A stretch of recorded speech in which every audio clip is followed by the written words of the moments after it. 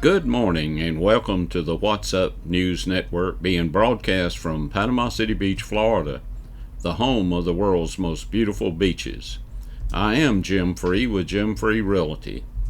Please help me out and click on the red subscribe button just below this picture. I must make a disclosure this morning. I've been classified by Letitia James, the New York Attorney General, as a domestic terrorist. Since I am a member of the National Rifle Association, just thought you should know. Beginning with our condo report, we only had 3 reports this morning. All 3 of those reports were new listings. No decreases or increases in prices. We have 542 active units.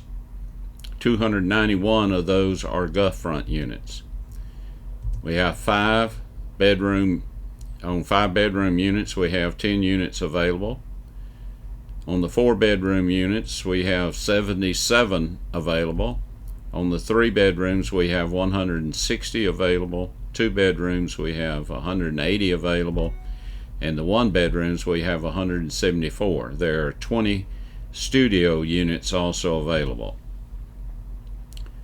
Condo units sold in the past 30 days, we've had 187 units sold. 91 of those were guff-front units.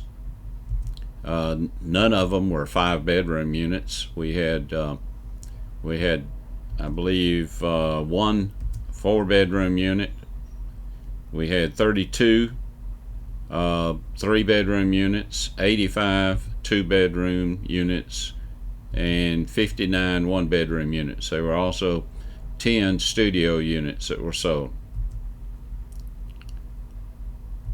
Detached single families units, we had 267 on the market, 14 of those being guff-front units. And in the past 30 days, we've had 119 sold, 5 of which were guff-front units. On the attached single family, we had 78 units available, 9 of which were guff-front units. During the past 30 days, 35 of those have sold, and 1 was a guff-front unit. On the COVID news, first let's take a look at the Florida data. Total cases in Florida, 550,901. Total deaths in Florida, 8,765 residents and 132 non-residents, for a total cases of 8,897. The cases have been plateaued and deaths continue to drop. Bay County data, we have 4,481 confirmed cases of residents of Bay County, 70 non-residents cases, with 52 deaths and 210 hospitalized since the virus began. The age distribution of cases shows more new cases in the 25 to 34 age group. The median age is 41 in Bay County. Pediatric cases are still low, and the 85 plus age group is the lowest. The breakdown by gender is 2,276 males, 2,207 females. The breakdown by race is 2,426 whites, 449 blacks, 538 others, and 1,068 unknown. On the local news, many projects are in the works to revitalize the downtown area of Panama City. One of those is the construction of a hotel in the Marina District. At Tuesday's meeting of the Panama City Commission, the St. Joe Company presented a draft proposal of the lease agreement to the board, along with a presentation showing the overall plan renderings. The 5-story hotel would be located on the northwest side of the marina. The agreement states that the St. Joe Company will pay all taxes related to the construction and that no public money be used for the project. Commissioners moved to vote on the draft proposal at its next commission meeting in 2 weeks. Unfortunately, we had a tragic accident this week. According to A press release from the Florida Highway Patrol, 15-year-old Caden Christopher Loper of Panama City Beach was operating an ATV traveling east on South Lagoon Drive when he attempted to make a right turn on the Palm Way, traveled south. While making the turn, the ATV overturned onto its side and the driver was thrown from the vehicle. The driver was transported to a local hospital where he succumbed to his injuries. His 15-year-old female passenger was uninjured. According to the Florida Highway Patrol, Caden was entering the sophomore year at Arnold High School. I have been very fortunate to having been married 57 years to a wife that is very frugal, except when it comes to helping people in distress and buying grandchildren and great-grandchildren gifts. When the virus was taking so many lives of people in our age group, Ivanette suggested that we could save a lot of money if we went ahead and made our funeral arrangements. So we made a trip to the funeral director, and after spending a modest amount on caskets, we sat down with the funeral director to discuss the details of the funeral, and that is when Ivanette pulled out a 2-page single-spaced letter, and she explained, "Jim has had a very distinguished career, and I want everyone to know of his accomplishments." The funeral director read the letter and said, "That is very nice, but it will be very expensive." Ivanette said, "You mean the newspaper charges for obituaries?" "Yes, by the word." She said, "Please excuse me while I make a few edits." She returns a few minutes later with a sticky note which read, "Jim Free died, 2014 Buick Enclave for sale." I have always had a lot of fun with my last name.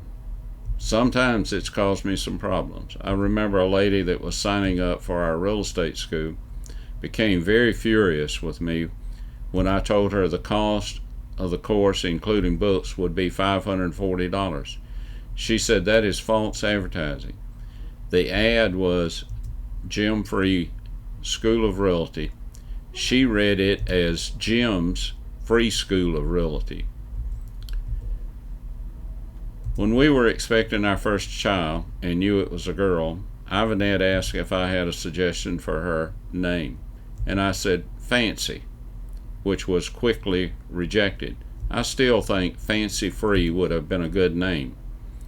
When we were expecting our son, again Ivanette asked if I had any suggestions for his name. I said, "Why don't we name him Bogo?" She said, "What kind of name is Bogo?" I said, "Oh, that would be his initials. His name would be Buy One, Get One Free." A lot of people refer to me by my last name, and I always say, "Yes, I was born free."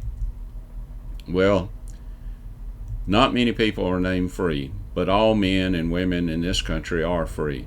But if we don't stand up for our country, the left-wing socialists and communists will take it away from us. We have an election in about 80 days. I would like for you to watch a video that was made 50 years ago by G. Edward Griffin, an American author. If you are wondering what is happening in our country, I believe this video will explain it, and you will be able to see what is at stake with the November 3rd election.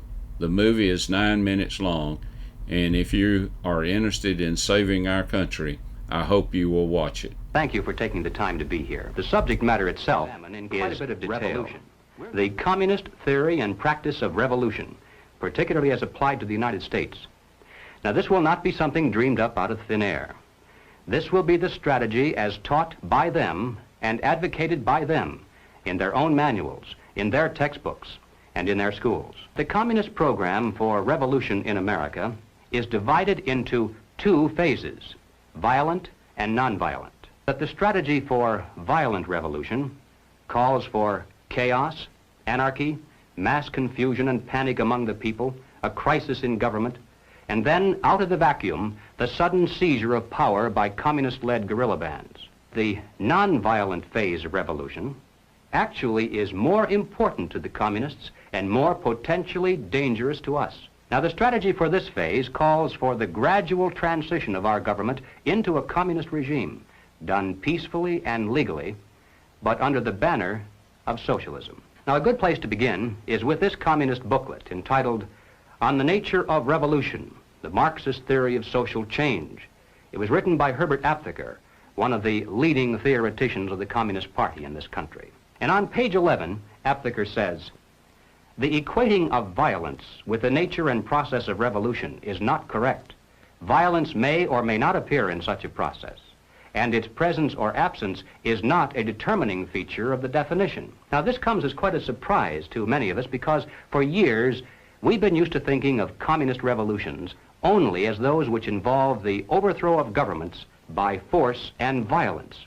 Now, that entire phrase has been written and spoken so often as a single concept that many of us haven't even considered the possibility that the communists might have another approach to their goal, that they might overthrow the government without force and violence, that they might in fact plan to come to power through means that properly could be called peace and politics. But they also refer to it as the socialist revolution, but here again they all add up to the same thing. In other words, simply stated, we're living in an era of two kinds of revolution, one violent and the other nonviolent.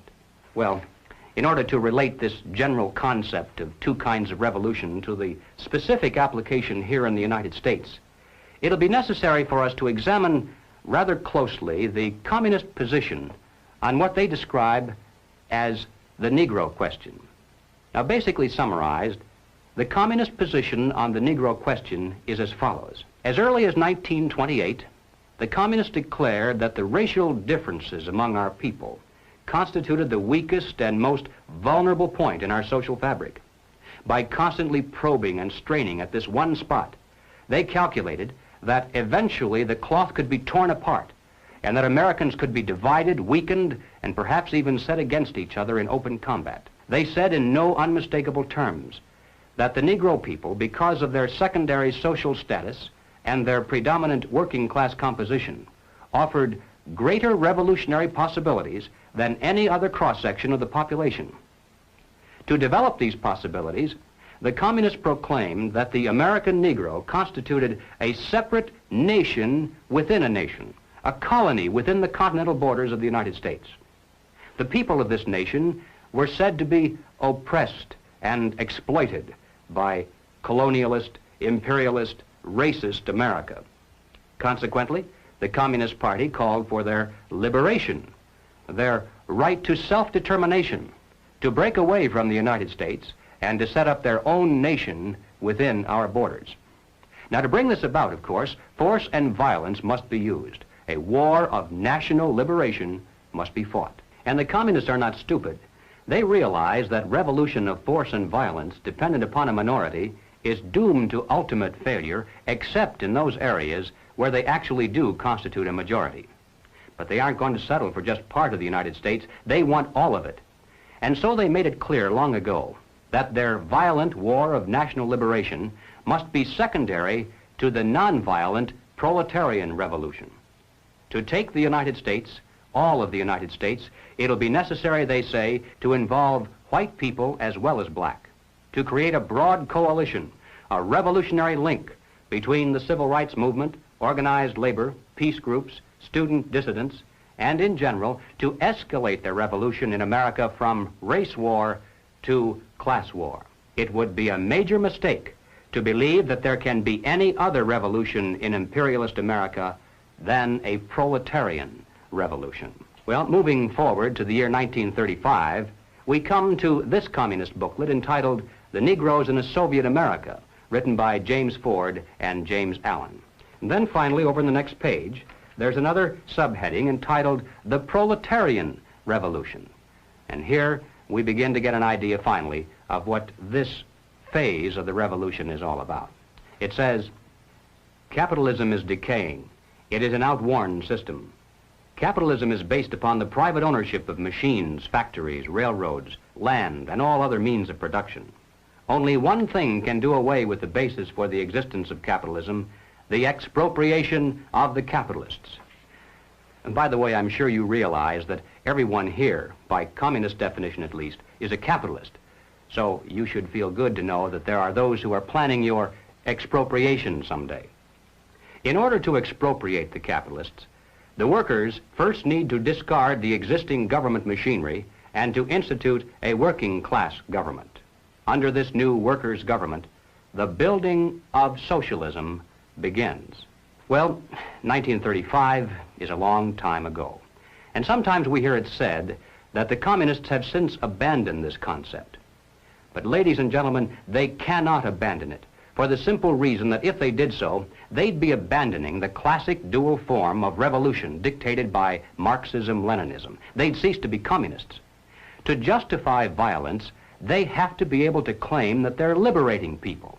And if people are to be liberated, then it's necessary to go through the motions, at least, of pretending that they have a right to form a nation of their own. And so the communist position on the Negro question today is no different than it was back in 1928. After having called for a separate nation, he then repeats the ever-important point that as important as the national liberation movement may be, it still must be secondary in importance to the nonviolent, peaceful transition to communism called the socialist revolution. But as far as the United States is concerned, you can be sure that it makes precious little difference. Both types of revolution are being used against us today. Both are enhanced by the presence of the other, and both lead to exactly the same destination. All right, let's move along now to the second conclusion. The strategy for violent revolution in America calls for chaos, anarchy, destruction, a crisis in government, mass confusion and panic among the people, and then out of the vacuum, the sudden seizure of power by communist-led guerrilla bands. Now, this is the kind of activity, the overthrow of government by force and violence, that most people think of when they speak about communist revolutions, so there's no need to belabor the point. But I'm going to take just a moment to show the extent to which the communists actually are planning to use this kind of revolution against the United States. Now, this is not so well known. Now, here is a book that I think ought to be in every home library. It's entitled Color, Communism, and Common Sense by Manning Johnson. Now, as you can see from his photograph, Manning Johnson was a Negro, and he was also a member of the Communist Party. He joined the party as a young man because he honestly believed that the communists were trying to improve the conditions of his people. He was a dedicated communist, and eventually he rose to one of the highest ranks. He was appointed to the National Negro Commission of the Communist Party, USA. But after many years, Manning Johnson finally came to the realization that the communists weren't the least bit interested in improving the conditions of the Negro people. He discovered that instead they were merely planning to use his people, and these are his words, to use them as cannon fodder in a bloody revolution to destroy America. And when he woke up to this, he dropped out of the party and devoted the rest of his life trying to alert his fellow citizens of all races to the true nature of the Communist Party as he knew it to be from the inside. Until we meet again, may God bless you, and may God bless this great country we live in. Thank you so much.